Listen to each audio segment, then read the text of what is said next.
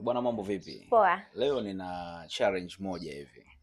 Tuko vizuri eh? Tuko vizuri, naisikiliza hiyo challenge. Imetokea kama upo katika ofisi Mhm. wewe na jamaa yako, yani wewe na rafiki yako ambaye BFF. BFF mmeshibana sana, si ndio? Mm. Yule BFF yako bwana, ikatokea labda Mm. ameiba pesa katika ofisi yenu. Mm. Je, utaamua kumsaliti au utamkingia kifua? Kwanza inategemea jinsi gani ambavyo nitakavyomkingia kifua. Kivipi? Kwanza nitamuuliza, Yeah. Hii pesa uliiba tunagawana?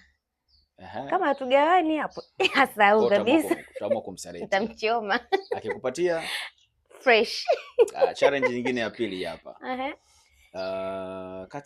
Katika mapenzi, mwanaume au mwanamke, yupi anapenda pesa zaidi? Bwana, mwanamke bwana anapenda hela. Sio mwanaume. Mwanamke kaomba kutafuta. Mwanaume kaomba kutafuta, mwanamke kaomba kuletewa. Ikitokea sasa hivi mtu kadondosha milioni 10 sasa hivi. Alafu unamuona yule pale ndo anaondoka. Utaamua kumuita au utachuna? Aende tu. Aende tu.